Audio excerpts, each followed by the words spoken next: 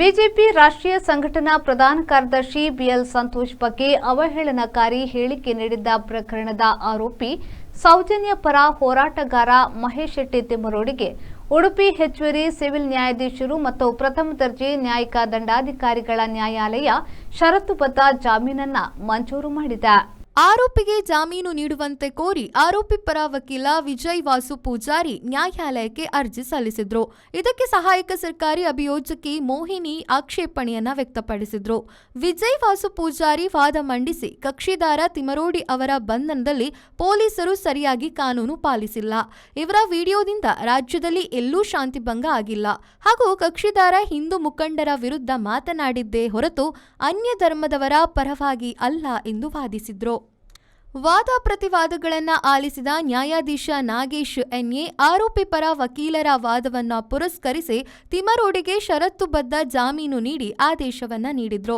ಈ ವೇಳೆ ನ್ಯಾಯಾಧೀಶರು ಆರೋಪಿಗೆ ಇನ್ನು ಮುಂದೆ ಸಾಮಾಜಿಕ ಸ್ವಾಸ್ಥ್ಯ ಕೆಡಿಸದಂತೆ ಸೂಚನೆ ನೀಡಿದ್ರು.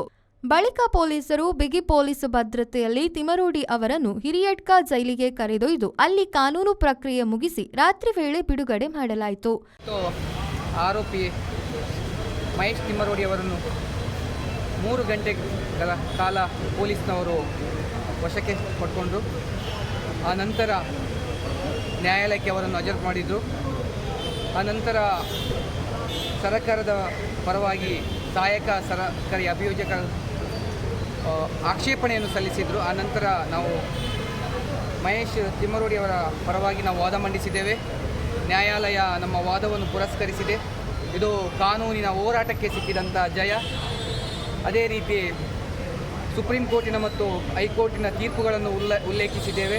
ಅದೇ ರೀತಿ ಮಹೇಶ್ ತಿಮ್ಮರೋಡಿ ಅವರ ಬಂಧನ ಅದು ಕಾನೂನು ಬಾಹಿರವಾದಂಥ ಬಂಧನ ಮತ್ತು ಇದಕ್ಕೆ ಸಂಬಂಧಪಟ್ಟಂತೆ ಸೌಜನ್ಯ ಪ್ರಕರಣ ಮತ್ತು ಆಣೆ ಮಾವುತ ಮತ್ತು ಅವರ ತಂಗಿ ಯಮುನರವರ ಘಟನೆಯನ್ನು ಕೂಡ ನಾವು ನ್ಯಾಯಾಲಯಕ್ಕೆ ಮನವರಿಕೆ ಮಾಡಿಕೊಟ್ಟಿದ್ದೇವೆ. ಆ ಪ್ರಕರಣದಲ್ಲಿ ಸಿ ರಿಪೋರ್ಟನ್ನು ಪೊಲೀಸ್ನವರು ಸಲ್ಲಿಸಿದರು. ಆದರೆ ಈ ಪ್ರಕರಣ 18ನೇ ತಾರೀಕಿಗೆ ರಾತ್ರಿ 9:30ಕ್ಕೆ ದಾಖಲಾಗಿತ್ತು. ಅದೇ ದಿವಸ ಆರೋಪಿಗೆ ನೋಟಿಸನ್ನು ಕಳಿಸ್ತಾರೆ. ಆ ನೋಟಿಸ್ ಅವರ ಹೆಂಡತಿಗೆ ತಲುಪುತ್ತೆ. ಆ ನಂತರ ಮರುದಿವಸ ಇನ್ನೊಂದು ನೋಟಿಸನ್ನು ಅವರಿಗೆ ಜಾರಿ ಮಾಡ್ತಾರೆ. ಮೊದಲನೇ ನೋಟಿಸ್ನಲ್ಲಿ 19ನೇ ತಾರೀಕಿಗೆ ತಾವು ಖುದ್ದು ಹಾಜರಾಗಬೇಕು ಅಂತ ಉಲ್ಲೇಖ ಇತ್ತು. ಆ ನಂತರ ಯಾವುದೇ ಅವಕಾಶ ಕೊಡದೆ 20ನೇ ತಾರೀಕಿಗೆ ಆರೋಪಿಯ ಬಂಧನಕ್ಕಾಗಿ ತಿಮ್ಮರೋಡಿಗೆ ಹೋಗ್ತಾರೆ. ಅಲ್ಲಿ ಕೂಡ ಕಾನೂನನ್ನು ಉಲ್ಲಂಘನೆ ಮಾಡಿ ಆರೋಪಿಯ ಬಂಧನ ಆಗಿದೆ. ಆ ನಂತರ ತಮಗೆಲ್ಲ ಗೊತ್ತಿದೆ ಏನೆಲ್ಲ ನಡೆಯಿತು ಅಂತ ತಮಗೆಲ್ಲ ಗೊತ್ತಿದೆ. ಆ ನಂತರ ನಾವು ಬ್ರಹ್ಮಾವರದಲ್ಲಿ ಆರೋಪಿ ಪರವಾಗಿ ನಾವು ಜಾಮೀನು ಅರ್ಜಿಯನ್ನು ಸಲ್ಲಿಸಿದ್ವಿ. ಅನಂತರ ಅವರನ್ನು 14 ದಿವಸದ ನ್ಯಾಯಾಂಗ ಬಂಧನಕ್ಕೆ ಒಪ್ಪಿಸಲಾಯಿತು. ಇವತ್ತು ಅವರಿಗೆ ಜಾಮೀನು ಮಂಜೂರಾಗಿದೆ. ಇದು ಈ ಕೇಸಿನಲ್ಲಿ ಉಡುಪಿಯ ಎಲ್ಲ ವಕೀಲರು ನಮ್ಮೊಟ್ಟಿಗೆ ಇದ್ದರು, ನಮಗೆ ಸಹಕಾರವನ್ನು ಕೊಟ್ಟಿದ್ದಾರೆ. ಅದೇ ರೀತಿ ಕೆಲವೊಂದು ಸಣ್ಣ ಘಟನೆಗಳು ಕೂಡ ನಡೆದಿದೆ. ಆ ನಂತರ ನಾನು ಕೇಳಿಕೊಳ್ಳುವುದೇನೆಂದರೆ, ಇದು ನ್ಯಾಯಕ್ಕೆ ಒಂದು ಹೆಣ್ಣಿನ ಪರವಾಗಿ 17 ವರ್ಷ ಹೋರಾಟ ಕೊಟ್ಟಂಥ ಮಹೇಶ್ ತಿಮ್ಮರೋಡಿಗೆ ಸಿಕ್ಕಿದಂಥ ದೊಡ್ಡ ಜಯ ಅಂತ ನಾನು ಭಾವಿಸ್ತೇನೆ. ಅದೇ ರೀತಿ ನ್ಯಾಯಾಲಯ ಒಂದು ಶ್ಯೂರಿಟಿ ಮತ್ತು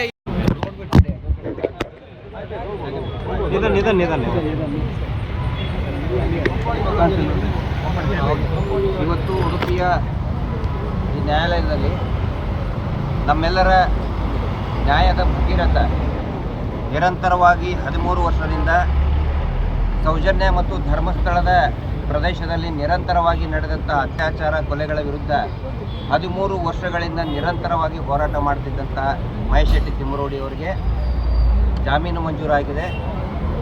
ಇದು ಹೋರಾಟದ ಒಂದು ಶಕ್ತಿಯನ್ನು ಹೆಚ್ಚಿದೆ ಮತ್ತು ಇದಕ್ಕೆ ಇಡೀ ನಮ್ಮ ಉಡುಪಿ ಜಿಲ್ಲೆಯ ಎಲ್ಲ ವಕೀಲ ಬಾಂಧವರು ಯಾರಿದ್ದಾರೆ, ವಕೀಲ ಸಹೋದರರು, ಅಡ್ವೊಕೇಟ್ಸ್ ಯಾರಿದ್ದಾರೆ, ನ್ಯಾಯವಾದಿಗಳು, ಅವರೆಲ್ಲರಿಗೂ ಕೂಡ ನಾನು ತುಂಬ ಹೃದಯದ ಧನ್ಯವಾದಗಳನ್ನು ಮಹೇಶ್ ಶೆಟ್ಟಿ ತಿಮ್ಮರೋಡಿ ಅವರ ಅಭಿಮಾನಿಗಳ ಬಳಗದ ಪರವಾಗಿ, ಸೌಜನ್ಯ ಹೋರಾಟ ಸಮಿತಿಯ ಪರವಾಗಿ, ಇಡೀ ನ್ಯಾಯವಾದಿಗಳು ಏನು ಒಂದು ಬಂಡೆಯಂತೆ ಬೆಂಬಲಕ್ಕೆ ನಿಂತ್ಕೊಂಡ್ರು ಅವರೆಲ್ಲರಿಗೂ ಕೂಡ ನಾನು ಧನ್ಯವಾದಗಳನ್ನು ಹೇಳ್ತಾ ಇದ್ದೀನಿ.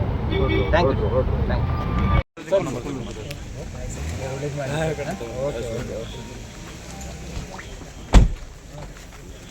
ವೆಹಿಕಲ್ ಇದೆಯಲ್ಲ ಸರ್, ನೀವು ಬನ್ನಿ, ನೀವು ಈ ಕಡೆ ಬನ್ನಿ.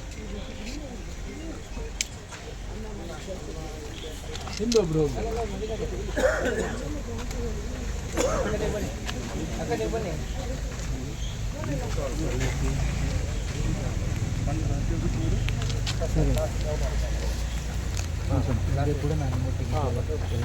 ಏನು ವರಿ ಮಾಡೋದು ಬೇಡ ಆಯ್ತಾ? Thank you sir. ಸರಿ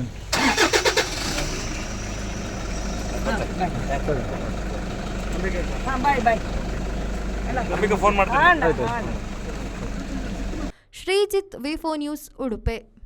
Abaka Queen Cruise AQC, a new crown jewel for tourism in coastal Karnataka. Mangaluru's one and only floating restaurant with world-class hospitality. AQC has 2 halls, Den Lounge and Breeze. Den is an AC hall with a seating capacity of 150 members with fine dine service. Enjoy the open-top natural river experience in Breeze, an open-top hall with capacity of 200 customers. Also enjoy the variety of mouth-watering seafood delicacies in a unique riverside floating experience. Come, enjoy and convert your time into a wonderful experience.